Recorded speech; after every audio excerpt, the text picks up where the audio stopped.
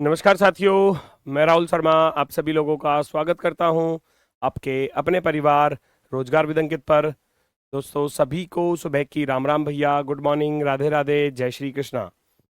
आ जाइए भाई, सभी का स्वागत है, सभी का बहुत बहुत स्वागत है। तो जल्दी से सभी लोग क्लास से जुड़ जाइए भाई, सभी का बहुत बहुत स्वागत है।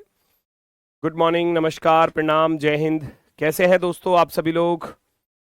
उम्मीद है बहुत शानदार, बहुत बेहतरीन, बहुत जबरदस्त होंगे। तो जल्दी से सभी लोग क्लास से जुड़ जाइए। हमारा टॉपिक चल रहा है दोस्तों डाइस यानी कि पासा। पार्ट 5 है आज, शायद ये टॉपिक खत्म हो जाएगा और फिर कल से जो है कल या यानी कि सोमवार से आपका नया टॉपिक स्टार्ट होगा। नहीं मिला क्या?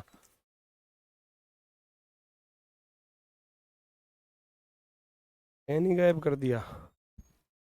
चलो आ जाओ भाई, सभी का स्वागत है। जल्दी से सभी लोग क्लास से जुड़ेंगे भाई, सभी का स्वागत है। गुड मॉर्निंग, गुड मॉर्निंग, नमस्कार, प्रणाम, सभी का स्वागत है। डाइस चल रहा है और आज इसके मैं वर्कशीट के आपको 30 क्वेश्चन दे दूंगा और वो आपके जहां एप्लीकेशन होता है, जहां पीडीएफ्स आपको मिलती हैं आपके बैच के अंदर ही, वहीं पर वो आपको हैंडमेड या एक वर्कशीट का अलग फोल्डर बनवा दूंगा। ठीक है, सबसे ऊपर वर्कशीट का ही फोल्डर आपको मिल जाएगा। ठीक है, जहां रीजनिंग पर आप क्लिक करोगे ना, रीजनिंग वाले फोल्डर पर, तो रीजनिंग वाले में जहां चैप्टर्स होते हैं वहां सबसे ऊपर वर्कशीट का फोल्डर मिल जाएगा। उसमें हर चैप्टर की वर्कशीट आपको मिल जाएगी। ठीक है, तो ढूंढने में आसानी हो जाएगी फिर आपको। ठीक है, चलो तो करते हैं दोस्तों, शुरुआत करते हैं। अब भैया इसी से बोल बजाना पड़ेगा और कैसे करें। ठीक है, चलो तो ये टाइप चल रही थी हमारी। ये क्वेश्चन है कि एक घन की 6 सतह इस प्रकार से रगी हुई है कि लाल के विपरीत काला है और लाल और काले के बीच में हरा है। नीला रंग सफेद सतह की बगल में है और भूरा रंग नीले सतह की बगल में है। नीचे की सतह लाल रंग से है। तो ऊपर के विवरण के आधार पर बताओ कि भूरे रंग के विपरीत कौन सा रंग होगा। ये आपसे पूछा गया है, ये आपसे पूछा गया है दोस्तों। तो इसको कैसे सॉल्व करते हैं, ध्यान से देखना। इसको कैसे सॉल्व करते हैं भैया, ये दिया है हमको कैसा डाइस, ये दिया है हमको ओपन डाइस। तो ओपन डाइस को आप कैसे बनाओगे, कुछ इस तरीके से रख लोगे। ठीक है, एक एक कलर तो ऊपर आ जाएगा, टॉप वाला हिस्सा वो कहीं भी हो सकता है ना। जो कॉलम्स बनाते हैं ना हम, चार चार सतह जो होती हैं, ये होती हैं। अब वो हो सकता है यहाँ भी हो, ऊपर वाला हो सकता है यहाँ भी हो सकता है यहाँ हो सकता है यहाँ हो। और ऐसे ही एक बॉटम पर होता है, तो हम उसको इस तरीके से बना लेते हैं। इससे हमें पता चल जाता है कि ऊपर और नीचे वाले की कंडीशन इस प्रकार से बनेगी। उसने सबसे पहले ये बोल ही दिया क्वेश्चन में कि नीचे की सतह लाल रंग से रंगी हुई है। नीचे की सतह जो है वो लाल रंग से रंगी गई है नीचे। आप लिख दोगे नीचे कौन सा रंग आ गया जी, लाल आ गया। और फिर उसने ये भी बोला था कि लाल के विपरीत में काला है। तो आपको यहां से ये भी पता चल गया कि लाल के विपरीत में कौन है भैया, काला है, काला। तो ये दो चीज तो बड़ी आसानी से हो जाएंगी, है ना। ये दो चीज तो बड़ी आसानी से हो जाएंगी। फिर कह रहा था लाल और काले के बीच में हरा है। देखो लाल और काले के बीच में हरा कहीं भी हो सकता है, जहां उसका मन हो। हरा यहाँ भी हो सकता है, यहाँ भी, यहाँ भी, यहाँ भी, कहीं पर भी हो सकता है हरा। ठीक है, ठीक है, चलो। लाल और काले के बीच में हरा है। फिर कह रहा है नीला रंग सफेद सतह की बगल में है और भूरा भी नीले की बगल में है। अब देखो सोचो, उसने बोला है नीले सतह की बगल में, मान लो ब्लू यहां पर है। उसने ये बोला कि नीला रंग सफेद के बगल में है और भूरा नीले के बगल में है। नीला किसके बगल में है, सफेद के बगल में, सफेद के में, है ना। और नीले के बगल में कौन है दूसरा, और भूरा है। तो ये बड़ी आसानी से हमको पता चल गया कि कौन किसके बगल में है, कहां पर है, किस तरीके से है। ठीक है, चलो अब मैं बात करता हूं। तो नीले को हम कहीं पर रख लेते हैं। मान लो हमने नीले को यहां पर रख लिया, क्योंकि हमको जो नीले को सफेद के बगल में भी रखना है। उसने ये बोला था ना, नीला सफेद के बगल में और नीला भूरे के बगल में भी है, भूरा यहाँ पर।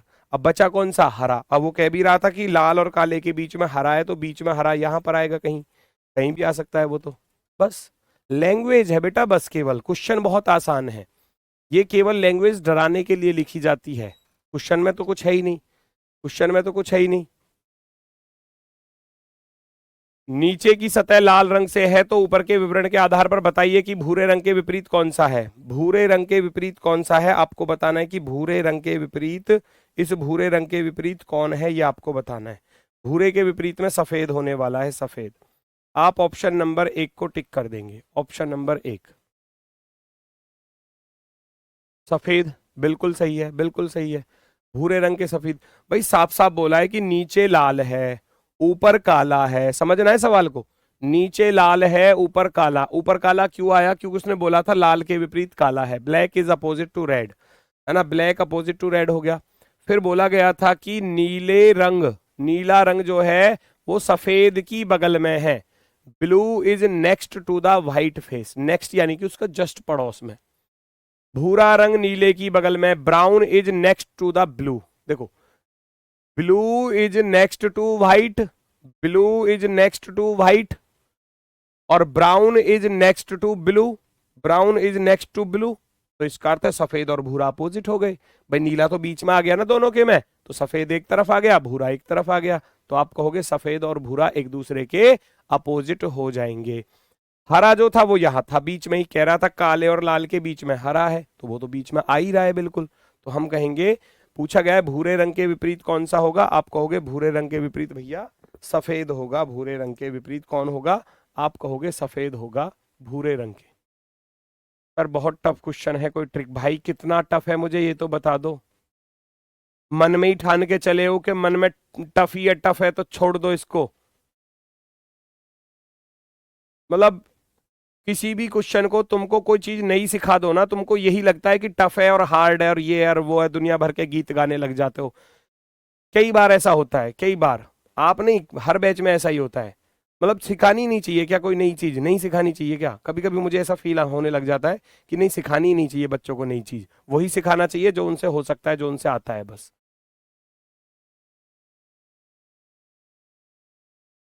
भाई कॉन्सेप्ट बेस्ड चीजें हैं, साफ साफ शब्दों में सब कुछ दिया गया, अब इसमें क्या ही हार्ड है मुझे ये तो बता दो। कुछ कैलकुलेशन करनी पड़ेगी क्या, कि भाई होगा ही नहीं है क्या भैया, कैलकुलेशन बहुत टफ है, नहीं होने का है, पता नहीं, समझ में ही नहीं आता। मन में ही हार के बैठे हो, मन के हारे हार है मन के जीते जीत, तुम तो मन से ही हारे पड़े हो भाई, फिर नहीं हो सकता, कुछ भी नहीं हो सकता। मन में ही पहले ही हार के बैठे हो तो क्या ही कर लोगे अब।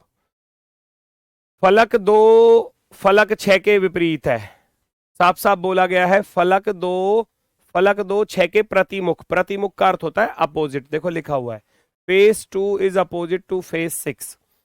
फलक 1 5 के प्रतिमुख है। ये लैंग्वेज वाले क्वेश्चन है, लैंग्वेज में आते हैं, यूपीएसआई में आए थे, इसलिए करा रहा हूं, वरना मैं भी छुड़वा देता, कोई दिक्कत नहीं थी, ठीक है ना।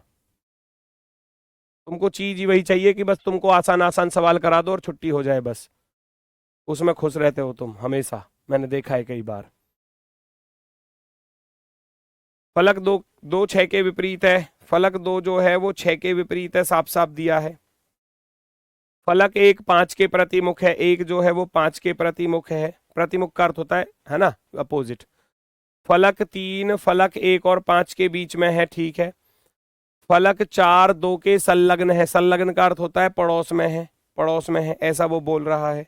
भैया रखो, अब आप खुद सोचो, जब 2 का दुश्मन 6 आ गया, 1 का दुश्मन 5 आ गया, तो बचा क्या, 3 का दुश्मन 4 बचा या नहीं बचा? ये तो बिल्कुल बेसिक चीज हो गई। भाई सवाल में 2 चीजें बोली गई थी कि 2 के विपरीत में 6 है, 1 के विपरीत में 5 है, 2 का अपोजिट 6, 1 का अपोजिट 5, तो बचा क्या, 3 का अपोजिट भैया 4 रह गया, 3 का अपोजिट 4 रह गया, ठीक है।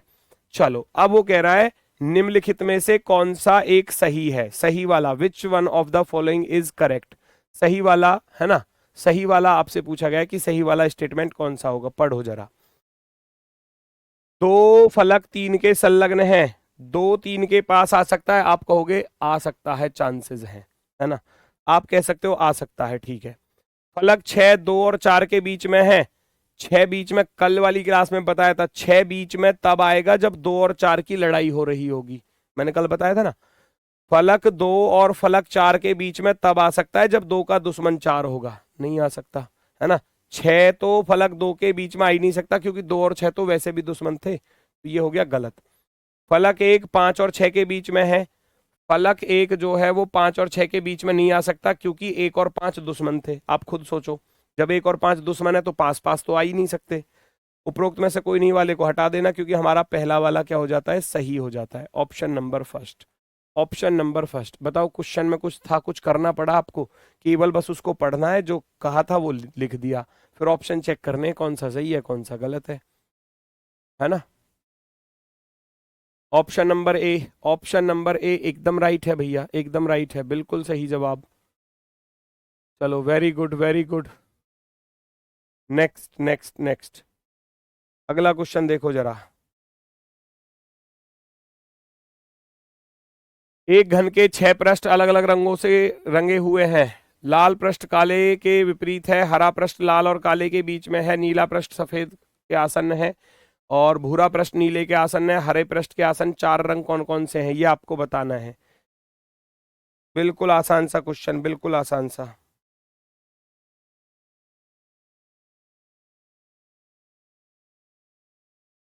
देखो, लाल पृष्ठ काले के विपरीत है, रख दो। फिर कह रहा है हरा पृष्ठ लाल और काले के बीच में, ही तो पिछला वाला ही सवाल हो गया। देखो, बिल्कुल सेम टू सेम वही सवाल बन गया, बिल्कुल सेम टू सेम वही सवाल बन गया कि लाल और काले एक दूसरे के अपोजिट हैं। कह रहा है लाल और काले एक दूसरे के अपोजिट है, तो मान लिया काला यहां पर है और लाल यहां पर है, वही सवाल है बिल्कुल। काले और लाल के बीच में हरा है, ये रहा हरा, लाल और काले के बीच में है, तो कहीं भी रख देना हरे को, यहां रख दिया हरा, आ गया लाल और काले के बीच में आ गया हरा। कह रहा है नीला पृष्ठ सफेद के आसन्न है और भूरा नीले के आसन्न है, फिर से वही चीज है ना। नीला पृष्ठ जो है वो सफेद के आसन्न है, सफेद के आसन्न यानी कि सफेद का पड़ोसी, बस लैंग्वेज बदल दी है थोड़ी सी, सवाल वही है। नीला सफेद के पास में है, नीला पृष्ठ सफेद के आसन्न, आसन्न का अर्थ होता है पड़ोसी, एडजेसेंट। भूरा पृष्ठ नीले के आसन्न है, नीले के आसन्न में कौन है, भूरा है, भूरा। वही सवाल था बिल्कुल, बस लैंग्वेज बदली है थोड़ी सी। बिल्कुल इस तरीके से बना लोगे। हरे के आसन्न में 4 रंग पूछे हैं, हरे का अपोजिट कौन है बताना जरा।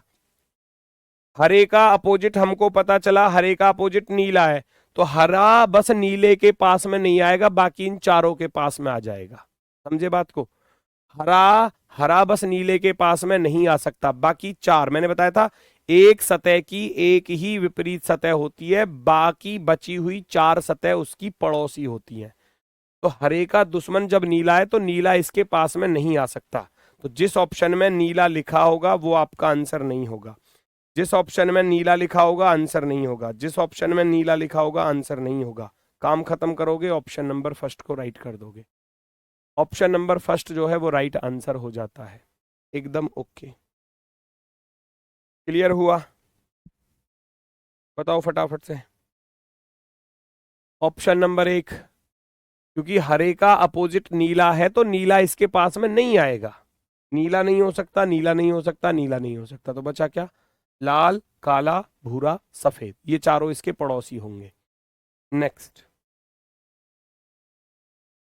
चेक करो भैया क्या दिया गया है। नीचे 6 अलग अलग पासों को दर्शाया गया है, ऊपरी सतह पर अंकित अंकों को विलुप्त कर दिया गया है, और प्रत्येक पासे में 2 विपरीत सतहों के अंकित अंकों का योग 7 है प्रत्येक पासे में। तो इसका अर्थ है ये सारे के सारे मानक पासे हैं, ये सारे के सारे कैसे हैं, मानक हैं भैया, मानक, क्योंकि उसने बोला है इस बात को, सुनना जरा। प्रत्येक पासे के 2 विपरीत सतहों पर अंकित अंकों का योग 7 है, और विपरीत का योग 7 होता है ना। विपरीत का योग 7 होता है तो कौन सा पासा होता है, मानक पासा होता है, यस और नो। मानक पासे हैं ये सारे के सारे, ये सारे के सारे मानक पासे हैं। 6 डाइस दिए गए हैं आपको। क्वेश्चन किस प्रकार से बनेगा, क्वेश्चन बनेगा इस प्रकार से।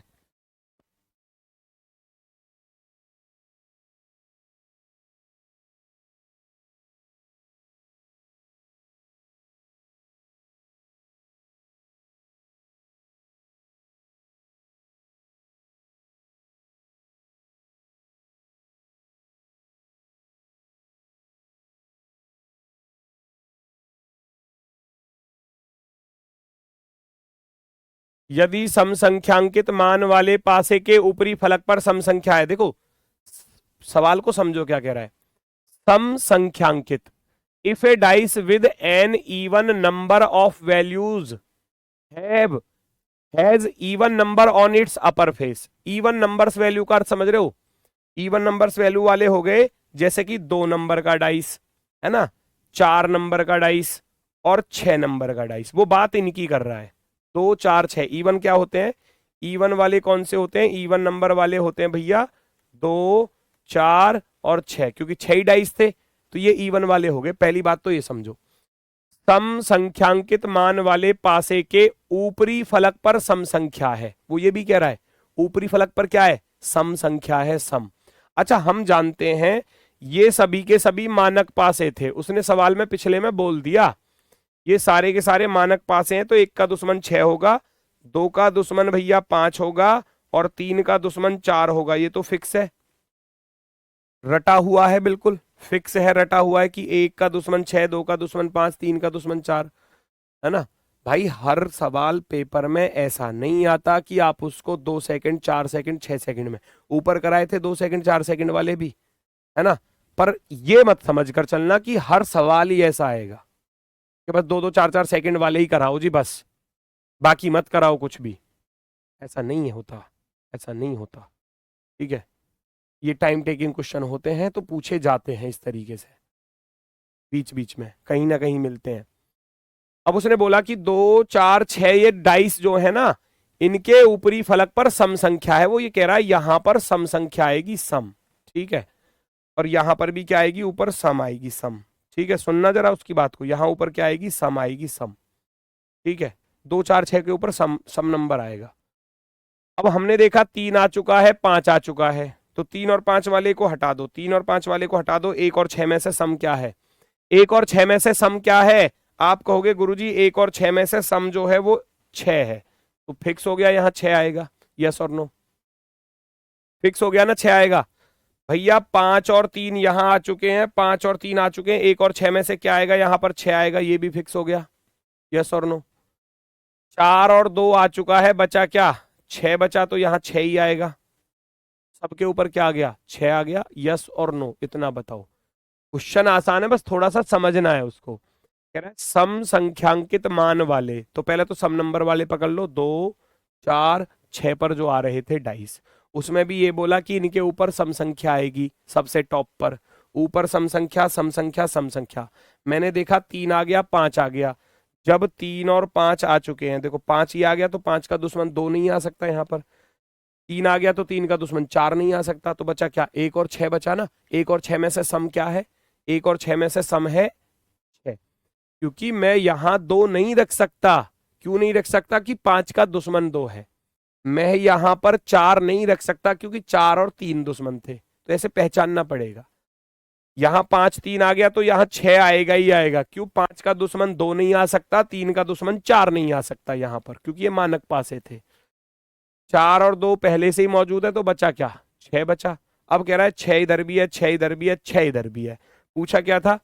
इनका कुल योग कितना होगा? तो 6 प्लस का 6 प्लस का 6 करोगे तो कितना हो जाएगा? 18। कितना आसान हो गया, 18। ऑप्शन नंबर बी राइट हो जाएगा।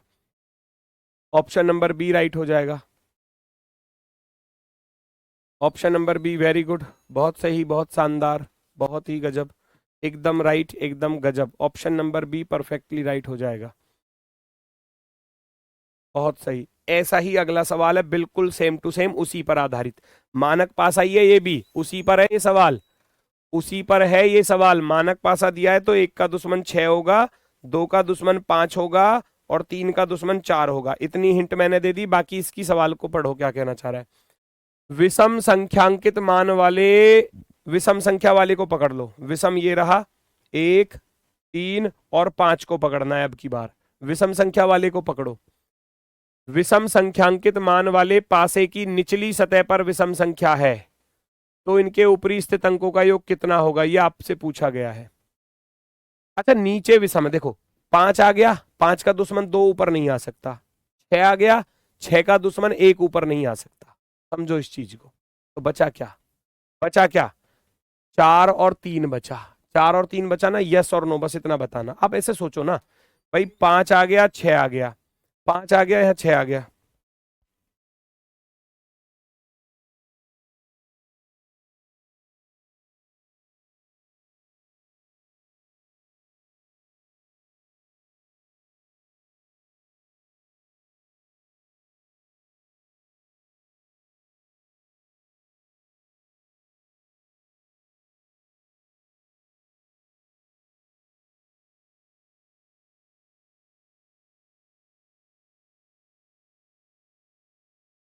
चलो भाई, देखो भाई जरा, 5 और 6, 5 और 6 यहां पर आ रहे हैं, तो 2 क्या यहां आ जाएगा? आप सोचो, 2 यहां नहीं आ सकता, नहीं आ सकता 2। 6 आ चुका है, तो यहां पर 1 नहीं आ सकता। तो 5, क्योंकि हम जानते हैं 5 का दुश्मन 2 है और 6 का दुश्मन 1 है, तो बचे क्या? 3 और 4 बचे। 3 और 4 बचे, तो 4 को ऊपर रखना पड़ेगा, क्योंकि उसने बोला था निचली सतह पर विषम संख्या है। तो अगर ऊपर सम आ गई तो फिर नीचे विषम चला जाएगा ऑटोमेटिक। 3 और 4 में से सम लाना है ऊपर मुझे अब, है ना। विषम तो नीचे आएगी, विषम कहाँ आएगी? नीचे की तरफ। ऐसे ही 2 आ गया, 6 आ गया, तो यहां 4 बचेगा, क्योंकि नीचे आएगा विषम। नीचे कौन आएगा? विषम आएगा। सेम यहां पर आ जाओ, 6 आ गया, 5 आ गया, तो 2 ऊपर नहीं आ सकता, 1 ऊपर नहीं आ सकता, तो 3 और 4 में से क्या आएगा? 4 आएगा, क्योंकि विषम नीचे जाएगा। विषम कहाँ जाएगा? नीचे। अगर विषम नीचे है, सोचो इस चीज को, अगर उसने बोला कि विषम संख्या विषम नीचे की तरफ है, अगर विषम नीचे है तो बेटा सम ऊपर जाएगी ही जाएगी, ये फिक्स हो गया। उसने बोला था विषम नीचे है, तो ऊपर क्या रहेगा? ऊपर रहेगा भैया सम। ऊपर क्या रहेगा? सम रहेगा, बस ऐसे याद रख लेना, ठीक है ना। तो ऊपर सम आएगा, तो मैंने ऊपर सम रख दिया, जो आ सकता था, जो पॉसिबल हो सकता था। कह रहा है इनका योग बता दो। इनका योग कितना होने वाला है भैया? 4 4 आ रहा है सबके पर, 4 प्लस का 4 प्लस का 4, 4 तिया 12, 4 तिया 12। Option number first, option number first right answer होगा, एकदम ओके। 12 वाले बिल्कुल सही है, 12 वाले बिल्कुल सही है। नेक्स्ट पर आ जाओ। एक आखिरी टाइप बची हुई है, ये क्वेश्चन मार्क वाली, है ना, ये क्वेश्चन मार्क वाली, ठीक है। इसको कैसे करते हैं देखो जरा। इससे पहले पहले इसको करो, पहले इसको करते हैं, इससे पहले दूसरे को करेंगे। देखो जरा ये क्या कह रहा है।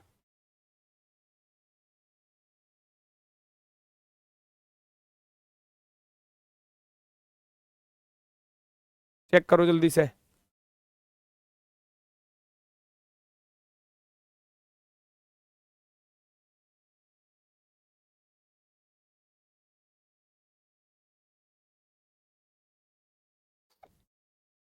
एक ही पासे की 3 अलग अलग स्थितियां दी गई हैं। प्रश्न चिन्ह के स्थान पर क्या आना चाहिए? क्वेश्चन मार्क के स्थान पर क्या आना चाहिए? कल क्लास होगी या नहीं? मंडे टू फ्राइडे होगी क्लास, मंडे टू फ्राइडे, याद रखना। अब आप क्या करोगे? दोनों डाइस को कंपेयर करोगे, अपोजिट निकालोगे। सबसे पहला काम तो ये करोगे आप, 6 कॉमन दिखाई दे रहा है, 6 5 4 ऐसे लिखोगे बेटा, 6 1 2। उधर से लिखोगे 6 5 4। यहां से पता चला 2 का दुश्मन 4 है, 1 का दुश्मन 5 है, और 6 का दुश्मन कौन बचा? आप कहोगे गुरुजी 3 बचा। क्लियर? इतना काम तो सबने करना सीख ही लिया। अब सोचो, यहां 3 भी आ गया, 4 भी आ गया। देखो 3 वाला भी आ गया और 4 वाला भी आ गया, तो 1 और 5 में से आएगा जो भी आएगा यहां। भाई 3 वाला 6 नहीं आ सकता, 4 वाला 2 वहां पर नहीं आ सकता, तो अब 1 या 5 में से क्या आएगा? 2 नहीं आ सकता, 3 नहीं आ सकता, 5 नहीं आ सकता, तो बचा क्या? 6 आएगा। ऑप्शन नंबर 4, ऑप्शन नंबर 4, है ना। क्योंकि यहां पर क्वेश्चन मार्क लगाया था। यहां पर सोचो, जब यहां पर इसने क्वेश्चन मार्क दिया है, तो 4 का दुश्मन क्या है? 4 का दुश्मन 2 है, तो 2 तो यहां हो नहीं सकता किसी भी हाल में। 3 का दुश्मन क्या है? 6, 6 भी यहां नहीं हो सकता किसी भी हाल में। और उसने 3 दिया था एक ऑप्शन में, है ना। सॉरी सॉरी सॉरी सॉरी, ये मैंने क्या कर दिया? रुको रुको, 2 नहीं आ सकता, 2 नहीं आ सकता, और 3 नहीं आ सकता। अब देखो 1 और 5 बचते हैं, 1 और 5 में से 5 आएगा, 6 नहीं, सॉरी ये निशान गलत लग गया। बचा क्या? केवल और केवल ऑप्शन नंबर, क्योंकि 1 और 5 में से, 1 और 5 में से कोई यहां आ सकता है, या तो 1 आएगा या 5 आएगा, या तो 1 आएगा या 5 आएगा। क्योंकि 4 का दुश्मन क्या था? 4 का दुश्मन 2 था, तो 2 नहीं आ सकता, और 3 का दुश्मन 6 था, तो 6 भी नहीं आ सकता। तो अब या तो 1 आएगा या 5 आएगा, तो हम ऑप्शन की तरफ चले गए। तो ऑप्शन में हमको क्या दिखाई दिया? ऑप्शन में हमको 5 दिखाई दिया, तो 5 वाला बिल्कुल राइट आंसर होगा हमारा, ऑप्शन नंबर सी। 5 होगा, 5 वाले बिल्कुल सही हैं, बिल्कुल सही हैं 5 वाले, एकदम ओके। अब इस सवाल को करो, ये थोड़ा सा रोटेशन केस है, इस पर अप्लाई, इसलिए इसको बाद में करा रहा हूं। चेक करो भैया, आप पहले अपोजिट फाइंड कर सकते हो। अपोजिट में आप देखोगे 2 कॉमन है इसमें भी, 2 कॉमन है इसमें भी, तो 2 3 1 आप ऐसे लिख दोगे, 2 3 1। यहां से देखोगे 2 4 6, 2 4 6, पता चल गया कि 1 का दुश्मन 6 है भैया, और 3 का दुश्मन 4 है भैया, और 2 का दुश्मन 5 है भैया। तो ये कैसा डाइस हो गया? मानक पासा हो गया। कैसा पासा हो गया? मानक पासा हो गया, मानक। अब एक बच्चा कह रहा है यदि 1 होता ऑप्शन में तो वो यहां से होगा, वही चीज यहां बताने वाला हूं, सेम है वही चीज। एक बच्चा कह रहा है अगर 1 होता तो क्या करते, 1 भी होता ऑप्शन में, वही बताऊंगा इसमें, वही जो कॉन्सेप्ट है, इसलिए पहले मैंने उसको कराया और अब इसको करा रहा हूं।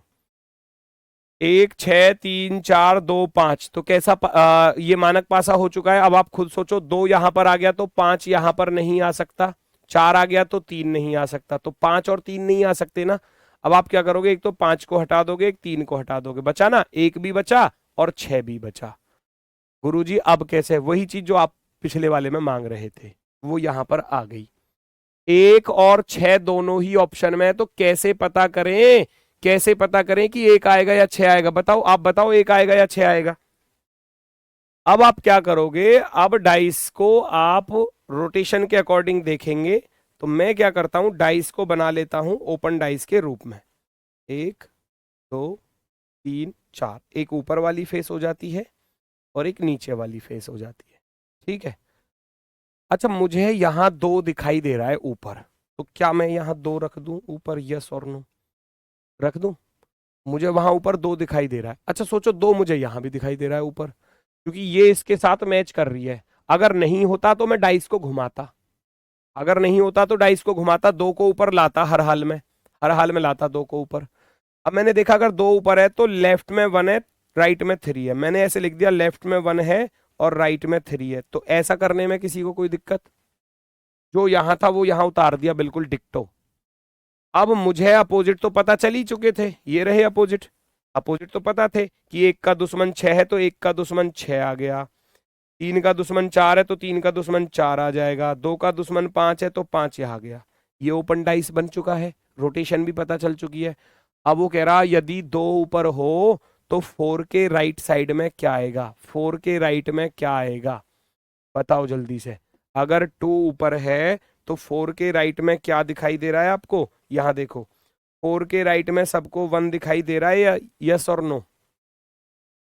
4 के राइट में क्या दिखाई दे रहा है, यस और नो? फटाफट से बताओ, 4 के राइट में आपको सबको 1 दिखाई दे रहा होगा, तो आप कहेंगे 1 वाला ऑप्शन राइट होगा, 1 वाला ऑप्शन नंबर 1, ऑप्शन नंबर 1, क्योंकि 1 या 6 में से कोई भी आ सकता है, तो उसकी पहचान होगी किस तरीके से? रोटेशन के अकॉर्डिंग। यहां 2 ऊपर था, वहां भी 2 ऊपर था, तो मैंने 2 को ही ऊपर रख लिया, 2 का दुश्मन 5 था, सामने आ जाएगा। फिर 2 के साथ मैंने देखा लेफ्ट साइड में, ये लेफ्ट साइड हो गया, ये लेफ्ट हो गया, ये राइट हो गया, ऐसी तो था, ये टॉप हो गया, टॉप, TOP टॉप, वो टॉप है, ये लेफ्ट है, ये राइट है, तो 2 के लेफ्ट में भैया 1 है, राइट में 3 है, 2 के लेफ्ट में 1, राइट में 3, ऐसे मैंने बिल्कुल वहां से उठाकर यहां रख दिया, रोटेशन को बिल्कुल सेम टू सेम रख दिया। अब 1 का अपोजिट 6 था तो एक कॉलम छोड़कर, 3 का अपोजिट 4 था तो एक कॉलम छोड़कर। पूछा गया था अगर 2 ऊपर है तो 4 के राइट में क्या होगा, अगर 2 ऊपर है 4 के राइट में क्या आ रहा है, 4 के राइट में 1 आ रहा है, तो यहां पर आप क्या रख दोगे, 1 को रख दोगे, यहां पर आप क्या रख दोगे, 1 को रख दोगे, ऑप्शन नंबर 1, पहला वाला विकल्प राइट, पहला वाला विकल्प राइट है। Very good, very good. देखो जरा अगला क्वेश्चन, ये आसान सा है, हालांकि जिसमें 2 नंबर गायब होते हैं वो थोड़ा और ज्यादा आसान सा हो जाता है। क्यों आसान सा हो जाता है, ध्यान से देखो जरा। इसमें आपको AC कॉमन दिया है, AC कॉमन दिया है, ये दिख रहा है, ए सी इसमें भी है और ए और सी इसमें भी है, तो बचा क्या, डी। डी का अपोजिट क्या हो जाएगा, एफ हो जाएगा। यहां से पता चल गया कि डी का दुश्मन एफ है। अब अगर डी यहां आ गया तो एफ यहां नहीं आ सकता किसी भी हाल में। एफ ना तो यहां हो सकता ना एफ यहां हो सकता, ये तो फिक्स हो गया ना, क्योंकि डी का दुश्मन था एफ। तो जिन ऑप्शंस में एफ दिया होगा वो हमारा आंसर कतई भी नहीं हो सकते, किसी भी हाल में हमारे आंसर नहीं हो सकते। हम कहेंगे ऑप्शन नंबर एक, ऑप्शन नंबर एक, क्योंकि हमको मालूम है कि डी का दुश्मन एफ है। जब डी का दुश्मन एफ है तो एफ उसके पास में तो आ ही नहीं सकता ना, बस बात खत्म, ऐसे याद रखना।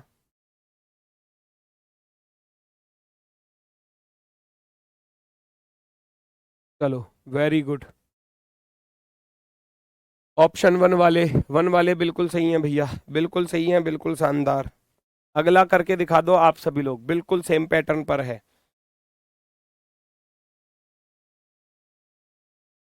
बिल्कुल सेम पैटर्न पर है, बिल्कुल सेम।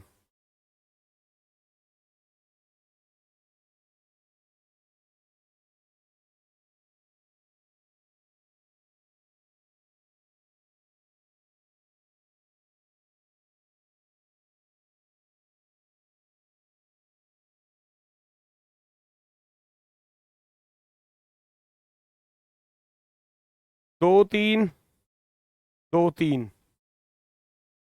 एक का अपोजिट क्या है भैया, चार है। एक का दुश्मन क्या है, चार है।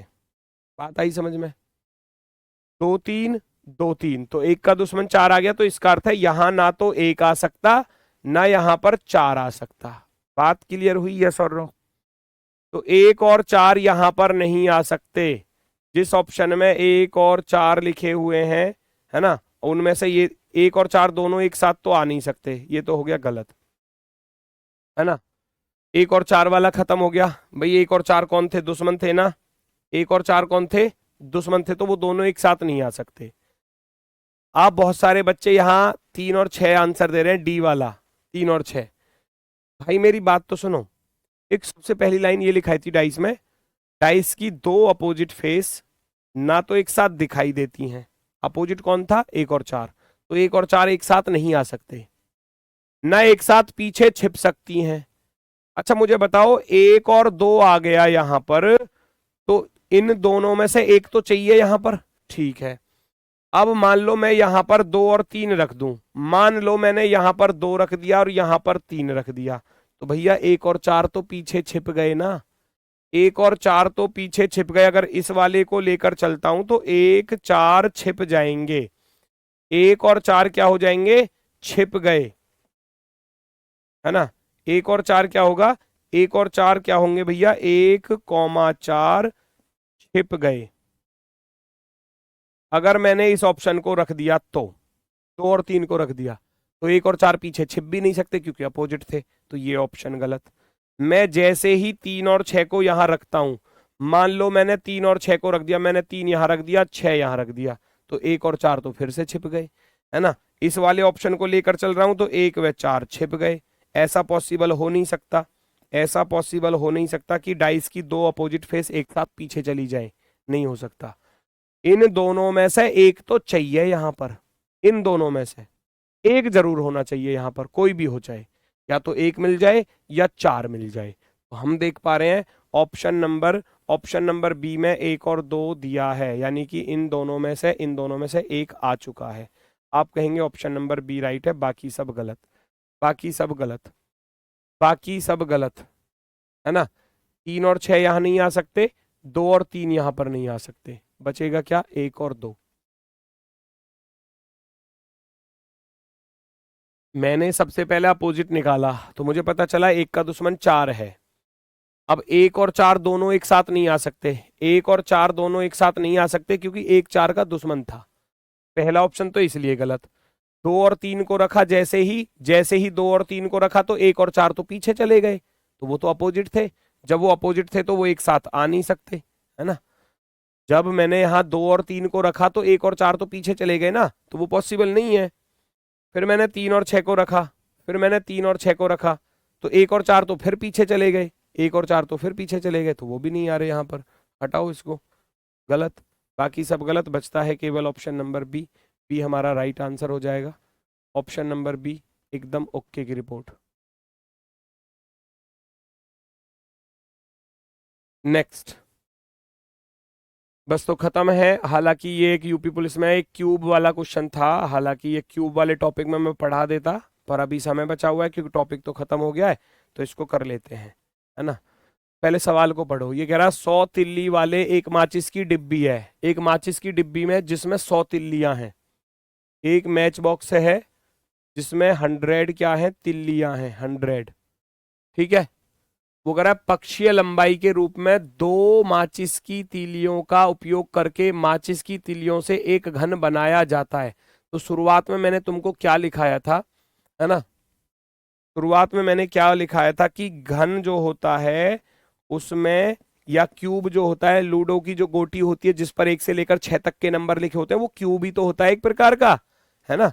उसमें भैया मैंने लिखाया था आपको सतह, मैंने लिखाया था क्या कि सतह 6 होती हैं, मैंने बताया था कोने, कोने 8 होते हैं, और मैंने बताया था भुजा, भुजा कितनी होती हैं, 12 भुजा होती हैं, 12 भुजा। साइड्स कितनी होती हैं, 12 भुजा होती हैं, और वो 12 भुजा कैसे होती हैं, ये कुछ इस प्रकार से होती हैं, वो 12 भुजा ऐसी होती हैं,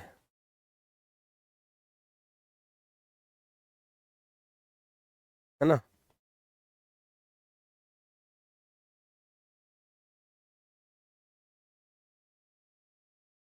ठीक है,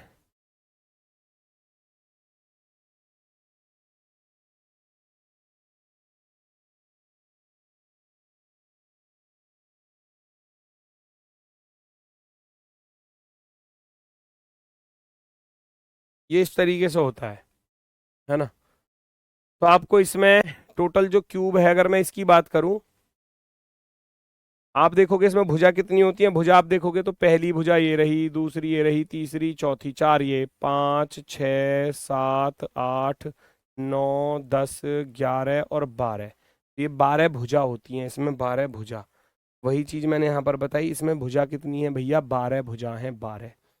अब 12 भुजा हैं तो उसने यही बोला था पक्षीय लंबाई, पक्षीय लंबाई यानी कि हर पक्ष पर जो लंबाई, चौड़ाई, ऊंचाई जो भी कुछ है हर पक्ष पर, है ना, लंबाई के रूप में 2 माचिस की तिल्लियों का उपयोग करके माचिस की तिल्लियों से एक घन बनाया जाता है, मतलब 2-2 तिल्लियों को रखकर, है ना, 2-2 भुजा होती हैं 12, वैसे तो भुजा होती हैं 12।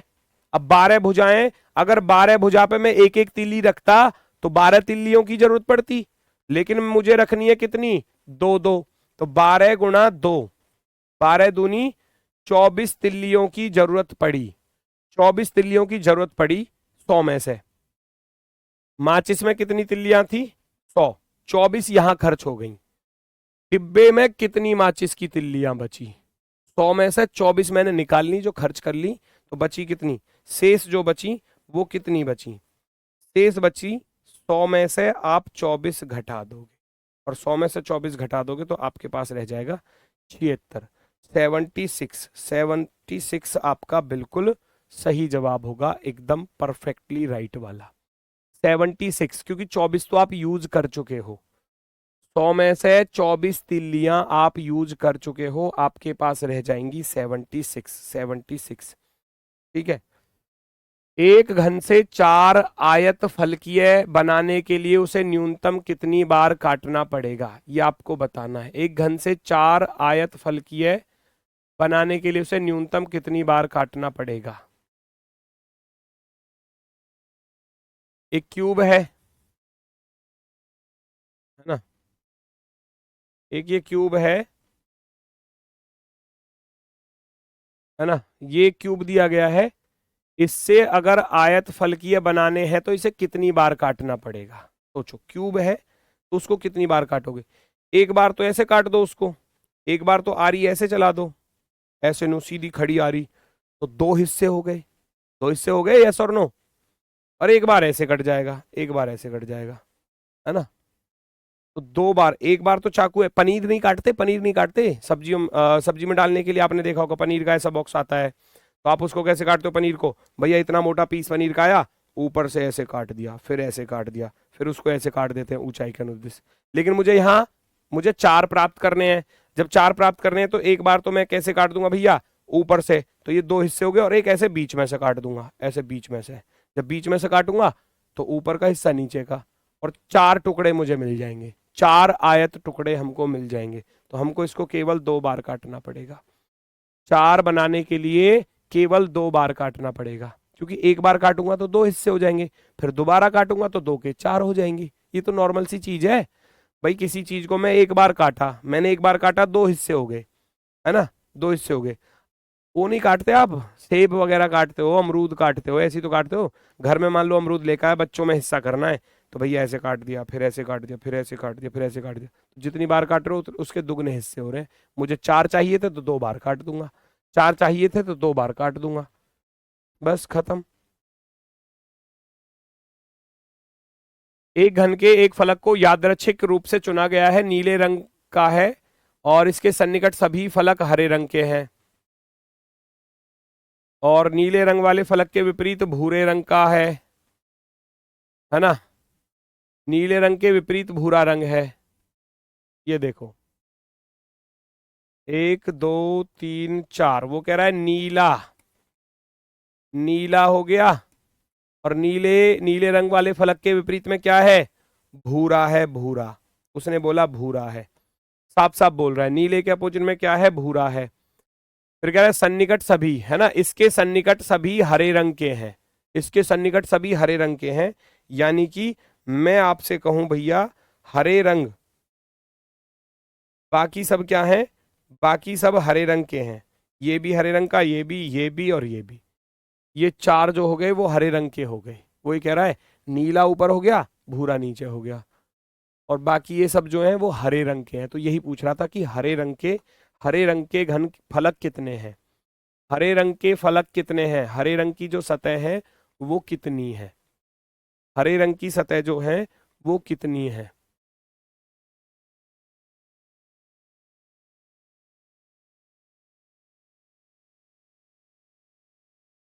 ठीक है, चलो 4 बिल्कुल सही है, 4 ऑप्शन नंबर 1, ऑप्शन नंबर 1 बिल्कुल राइट आंसर है भैया। क्वेश्चन होते हैं दोस्तों बिल्कुल कंप्लीट, टॉपिक भी कंप्लीट हो गया।